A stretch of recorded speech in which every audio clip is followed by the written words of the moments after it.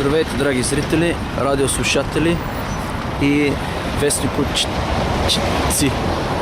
Просто искам да ви кажа, че съм в Самоков и много бързам, адски много бързам, обаче не мога да не ви покажа Самоков. За какво става въпрос?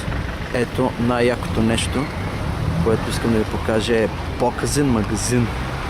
Това е супер комунистическо магазинче. Сигурно това е едно време мола. Моловите на комунизма се казваха показен магазин.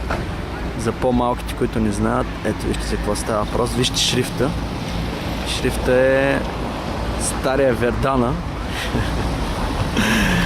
Мале, вижте за какво става въпрос. Е супер. Цак. Иначе много красиво градче. Ето тук да ви покажа. Комбинат за услуги ТПК Мъдашин. Ей, това е супер якия комбинат на Седемте морета. Пак да ви покажа показен магазин. Много яко. Тук е една застава червена. Този човек ми каза, его е то, накъде пътувам за Боровец, ще се обърках. Заставата е яка. Ядем това какво е.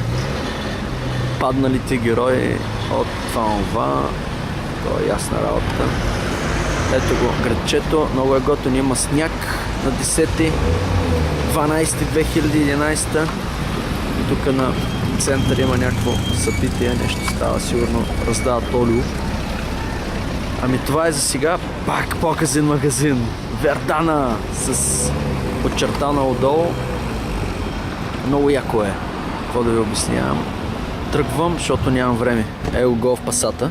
Штрак, вижте го. Так. Това е пернишки тунинг. Само от страната на дискотеката Лете Джанти. Това е един виц, изчезвам. Дано да ви е смешно да ви е било. Късваме за реклами.